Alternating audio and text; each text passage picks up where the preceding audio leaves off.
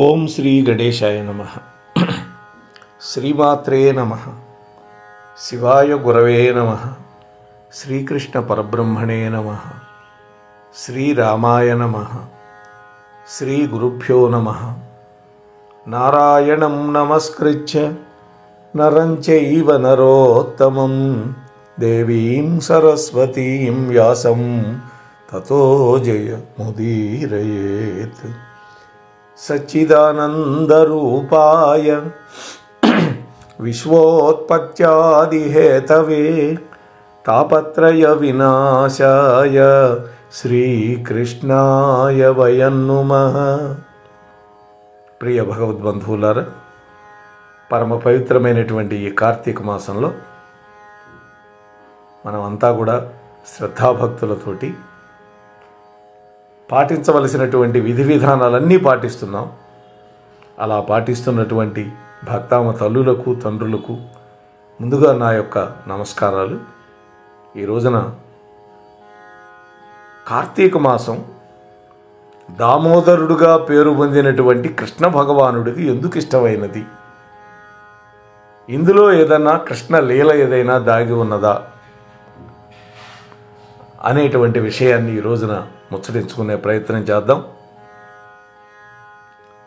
శ్రీ మహావిష్ణువుతో సమానమైన దేవుడు కానీ, గంగతో సమానమైనటువంటి తీర్థం కానీ, కార్తీక మాసంతో సమానమైనటువంటి మాసం లేదు అని మన శాస్త్రాలు ఘోషిస్తూ ఉన్నాయి.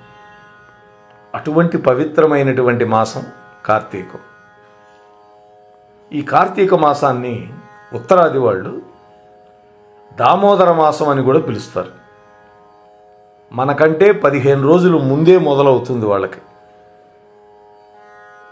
ఈ దామోదర మాసం. వాళ్ళు ముఖ్యంగా ఇస్కాన్ టెంపుల్ వాళ్ళు, మా జాండ్రపేటలో కూడా మాకు ఇస్కాన్ మందిరం ఉంది. శివశంకర్ ప్రభుజీ అని, ఆయన ఐఐటిలో గొప్ప స్థాయిని అనుభవించినటువంటి మహానుభావుడు. ఆయన రిటైర్మెంట్ బెనిఫిట్స్ అంతా కూడా వెచ్చించి రాధాకృష్ణుల మందిరం కట్టించారు. ఆ మందిరం భవ్యంగా ఉంటుంది, దివ్యంగా ఉంటుంది. అనేక కార్యక్రమాలు అక్కడ జరుగుతాయి. ప్రతిరోజు, ప్రతి ఆదివారం అన్న సంతర్పణ కూడా చేస్తారు. అలాగే ఈ కార్తీక మాసంలో తులసీమాత కళ్యాణోత్సవాన్ని కూడా చేస్తారు. అలాగే ఒక్కొక్క రోజు ఒక్కొక్క ఇంట్లో ఈ కార్తీక దామోదర హారతి కార్యక్రమాన్ని కూడా చేస్తారు. కాబట్టి కార్తీక మాసం దామోదర మాసం అని కూడా అంటారు. అందువల్ల కృష్ణ భగవానుడికి కూడా ఇష్టమైనటువంటి మాసం. కేవలం శివుడికే కాదు, శివకేశవులకు ఇద్దరికీ ఇష్టమైన మాసం. కేశవుడు అంటే కృష్ణవుడు. అసలు ఈ కార్తీక దామోదర మాసం ఎందుకు కృష్ణుడికి ఇష్టమైందో తెలుసుకోవాలంటే ఈ కథ వినాలి మనం. ఒక రోజున బాలకృష్ణుడు మజ్జిగ చిలుకుతూ ఉన్నటువంటి తల్లి యశోదాదేవి దగ్గరికి వెళ్ళాడు. అమ్మా, పొట్టబట్టుకొని ఆకలేస్తోంది అన్నాడు. పిల్లలంతా అంతే కదా, పొట్టబట్టుకొని ఆకలేస్తుంది అన్నాడు. యశోదాదేవి యొక్క మనస్సు కరిగిపోయింది. లేక 60 సంవత్సరాల వయస్సులో పుట్టినటువంటి వాడు కృష్ణుడు. వెంటనే యశోదాదేవి తాను చేస్తున్నటువంటి ఆ మజ్జిగ చిలికే పని ఆపేసి కృష్ణ భగవానుడికి పాలిస్తూ ఉంది. ఒళ్ళో పడుకోబెట్టుకొని పాలిస్తూ ఉన్నది. ఇంతలో ఆమె జ్ఞాపకం వచ్చింది. వంట ఇంట్లో దాలిగుంట మీద పెట్టినటువంటి పాలు గుర్తొచ్చినాయి. ఆ రోజుల్లో ఉండేవి దాలిగుంట అని. ఆ గుంటలో పిడకలు పేర్చి, అందులో ఆవు పిడకలు, ఆవు పేడతో తయారు చేసిన పిడకలు పేర్చి దానికి నిప్పు రగిల్చి వాటి మీద ఈ కుండలు పెడతారు పాలు పోసి. సన్నటి సెగ మీద బొట్టు పెట్టుకోవడానికి వీలయ్యేటటువంటి చిక్కదనంతో పాలు కాగుతాయండి. ఎర్రడాలుగా ఉంటాయి పాలు. ఆ పాలని తాగినా, ఆ పాలతో తయారైనటువంటి పెరుగు తిన్నా స్వర్గానికి బెత్తడి దూరంలో ఉంటాం, అంతే నమ్మండి. పూర్వకాలంలో ఆ విధంగా దాలిగుంటలను ఉండేవి. ఇవాళంతా గ్యాస్ పొయ్యిలు వచ్చిన తర్వాత అవన్నీ లేదు. క్షణంలో హై ఫ్లేమ్ పెడితే బుస్ అని పొంగుతుంది, ఆర్పేసి వెళ్ళిపోతారు. అలా కాదు. యశోదాదేవి దాలిగుంట మీద పాలు పెట్టింది. ఆ పాలు పొంగి పొయ్యిలో పడినటువంటి శబ్దము, వాసన కూడా ఆమెకు తగిలింది. అప్పుడు అయ్యయ్యో పాలన్నీ పొయ్యిలో పడిపోతాయి అనుకొని పిల్లవాడిని కిందకి దించి పాలిస్తూ ఉన్న పిల్లవాడిని గబగబా వంటగదిలోకి పరిగెత్తింది. అంటే తనకి పూర్తిగా పాలివ్వకుండా, తన ఆకలి తీర్చకుండా తన పని చూసుకోవడానికి వెళ్ళినటువంటి తల్లి యశోద మీద కృష్ణుడు కోపం వచ్చింది. ఇది ఒక లీల చేయటానికి 2 మద్ది చెట్లు పడి ఉన్నాయి కొన్ని వందల సంవత్సరాల నుంచి వాళ్ళ దుడ్లో. నలకూబరులు అనేటువంటి కుబేర పుత్రులు శాపోపహతులై ఆ విధంగా పడి ఉన్నారు. వాళ్ళ శాపం పోగొట్టాలి అని పరమాత్మ అనుకొని ఈ లీల చేస్తూ ఉన్నాడు. అక్కడ ఉన్నటువంటి వాళ్ళ అమ్మ చిలుకుతూ ఉన్నటువంటి ఆ మజ్జిగ కుండని ఒక రాయేసి ఒక్క దెబ్బ కొడితే పగిలిపోయింది. నట్టిల్లు మొత్తం కూడా మజ్జిగ మయమైపోయింది. ఒక రోలు మీద కూర్చొని అప్పటి వరకు తయారైనటువంటి ఆ నవనీతం వెన్న, తాజా వెన్న, ఫ్రిడ్జ్లో పెట్టింది కాదు, ఏళ్ల తరబడి ఆ తాజా వెన్న తింటూ కూర్చున్నాడు ఒక రోలు మీద కూర్చొని. బయటకు వచ్చింది యశోదాదేవి. ఆ శబ్దానికి భళ్ళున బయలింది కదా కొండ. చూస్తే నట్టిల్లు మొత్తం మజ్జిగ మయమైపోయి ఉన్నది. ఇది తన కొడుకు పని అని అనుకున్నది. ఎందుకంటే అప్పటికే అనేక మంది కంప్లైంట్ ఇచ్చారు. వెతికి చూస్తే అక్కడే ఆ ఇంటి బయట రోల్ మీద కూర్చొని వెనపోస్తుంటూ కనపడ్డాడు ఈ కృష్ణుడు.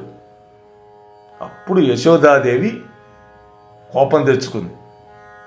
వాస్తవానికి లేక లేక పుట్టినటువంటి బిడ్డ మీద కోపం వస్తుందా? అభినయిస్తుంది కోపం ఆ తల్లి.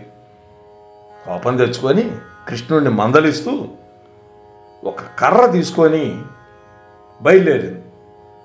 కృష్ణుడు వెంటనే తను వాళ్ళ అమ్మ కొడుతుందేమోనని భయం నటిస్తూ పరిగెత్తడం మొదలుపెట్టాడు. అలా వాళ్ళ అమ్మ పరిగెత్తుతూ ఉన్నది. ఈయన చిక్కి చిక్కి తప్పించుకుంటూ ఉన్నాడు. పాపం వాళ్ళ అమ్మ 60 ఏళ్ల వృద్ధురాలు కదా, ఈయన 5-6 ఏళ్ల పిల్లాడు. చుక్కుతాడా మరి? యోగులకి, తపస్సంపన్నులకి, వ్రతాలు చేసిన వాళ్ళకే చిక్కడే.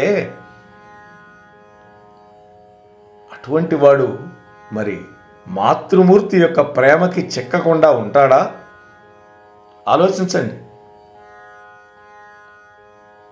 వెంటనే చిక్కాలి అనుకున్నాడు. ఎందుకని? వాళ్ళ అమ్మ పరిస్థితి చూస్తే పైడి చెంగు జారిపోతోంది, చీర ముడి జారిపోతోంది, జుట్టు కాస్త ఆ కొప్పు కాస్త విడిపోయింది. చెమట పట్టడం వల్ల ఆమె యొక్క నుదుట తిలకం కూడా జారి కిందకు దిగుతూ ఉంది. ఒళ్ళంతా చెమటలు గమ్మి ఉన్నాయి. అటువంటి పరిస్థితుల్లో తన తల్లిని చూసేసరికి అయ్యయ్యో అనుకొని, ఎవరికీ చిక్కనటువంటి పరమాత్మ అమ్మ ప్రేమకి చిక్కాడు. వెంటనే అక్కడ ఉన్నటువంటి ఒక రోలుకి తాడుతోటి పరమాత్మ యొక్క బొజ్జ చుట్టూ చుట్టి కట్టాలి అనుకున్నదాన్ని. కట్టడం మొదలుపెట్టింది.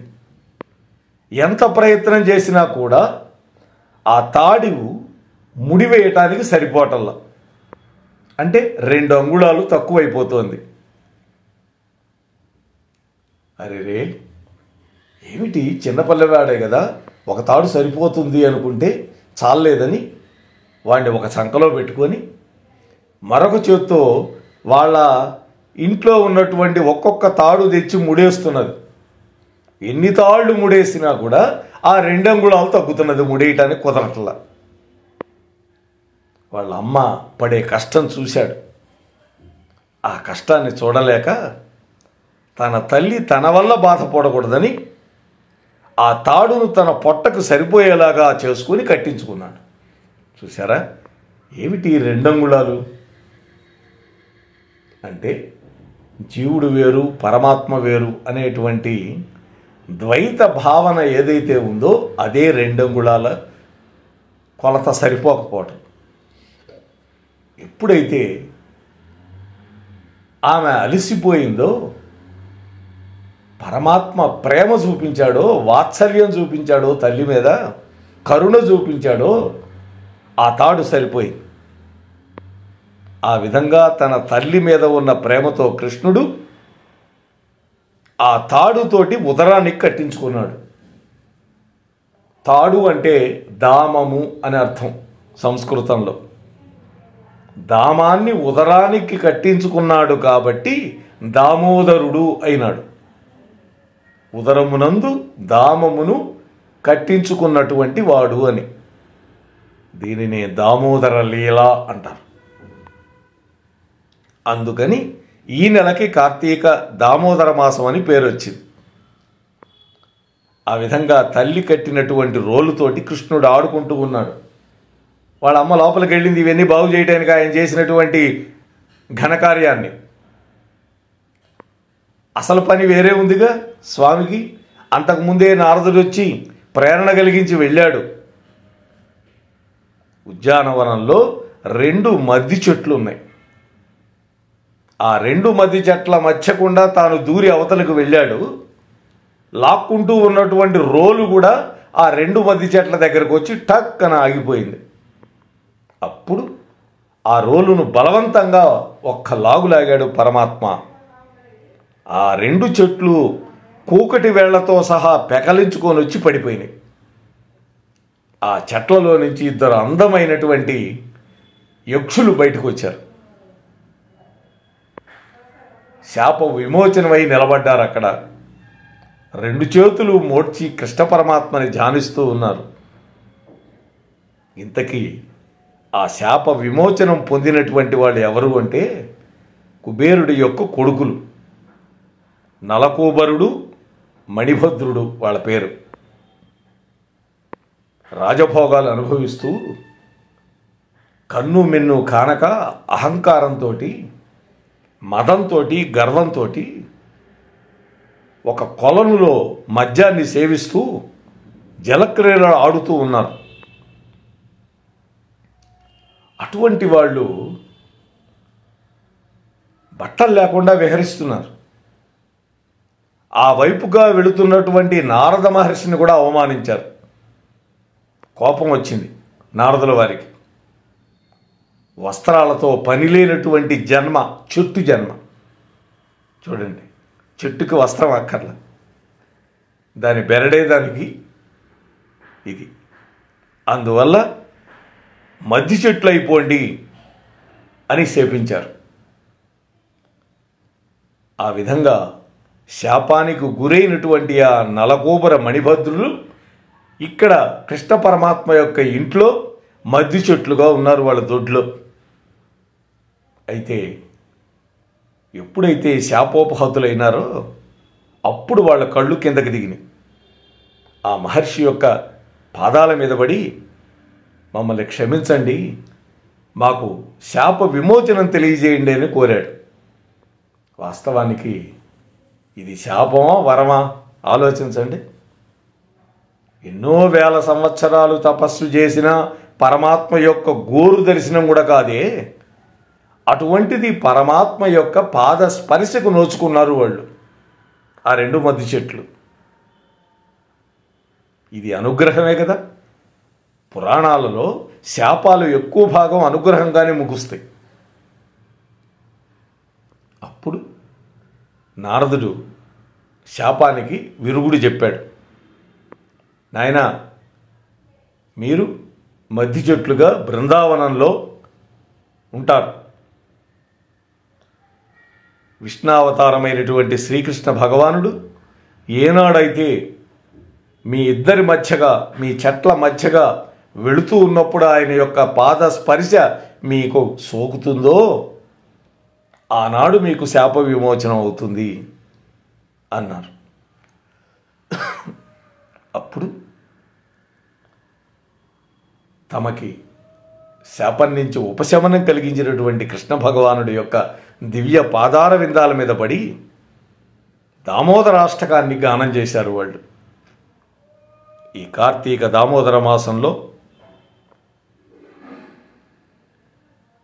ఇస్కాన్ మందిరాల్లో బాగా జరుపుతారని మనం చెప్పుకున్నాం. అంతేకాకుండా ఈ కార్తీక దామోదర మాసంలో శ్రీ తులసీ ధాత్రి సహిత దామోదర వ్రతం, శ్రీ రాధా దామోదర వ్రతం కూడా చేస్తారు. అట్లాగే ఈ దామోదర మాసం లేదా కార్తీక మాసంలో ఎవరైతే ప్రతిరోజు ఆవు నెయ్యితోటి విష్ణాలయాల్లో దీపం వెలిగిస్తారో అటువంటి వాళ్ళకి సంతానము, ఆయుర్దాయము, అష్టైశ్వర్యాలు, ఆయురారోగ్యాలు చేకూరుతాయని స్కాంద పురాణం కూడా చెబుతోంది.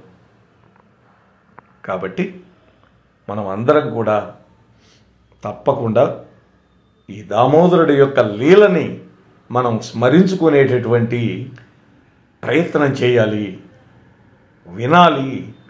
ఈ దామోదర లీల వింటే ఆ దామోదరుడి యొక్క అనుగ్రహం మనకి పరిపూర్ణంగా కలుగుతుంది అని శాస్త్రాలు చెప్పినటువంటి విషయం ప్రకారం మీకు నేను మనవి చేస్తూ ఉన్నాను. ఇంతవరకు ఈ ఛానల్కి సబ్స్క్రైబ్ చేయకపోతే వెంటనే చేయండి. మీతో పాటు కనీసం మరొక 4-5 చేత సబ్స్క్రైబ్ చేయించండి. 3000కి మరికొద్ది మంది తక్కువ ఉన్నారు అంతేను. అలాగే విషయం మీకు నచ్చితే ఒక లైక్ ఇచ్చి మీ కామెంట్ పెట్టి కనీసం 10 మంది మీ బంధుమిత్రులకి ఈ వీడియోని షేర్ చేయమని మిమ్మల్ని కోరుకుంటూ ముగిస్తూ ఉన్నాను. మన అందరికీ ఆ కార్తీక దామోదరుడి యొక్క కృపా కటాక్షాలు లభించుగాక. స్వస్తి సర్వేషాం. మోహనవాణి తెలుగు పోడ్కాస్ట్ వింటున్న శ్రోతలందరికీ హృదయపూర్వక ధన్యవాదాలు. వినండి, వినిపించండి, వింటూనే ఉండండి మోహనవాణి తెలుగు పోడ్కాస్ట్. మీరు వింటున్నారు మోహనవాణి. మన మోహనవాణి కార్యక్రమాలు మీకు నచ్చినట్లయితే వెంటనే ఒక లైక్ చేయండి, అలాగే కామెంట్ చేయండి, ఎక్కువ మందికి షేర్ చేయండి. సబ్స్క్రైబ్ చేసుకోకపోతే వెంటనే మన ఛానల్కి ఇప్పుడే సబ్స్క్రైబ్ చేసుకోండి. ధన్యవాదాలు.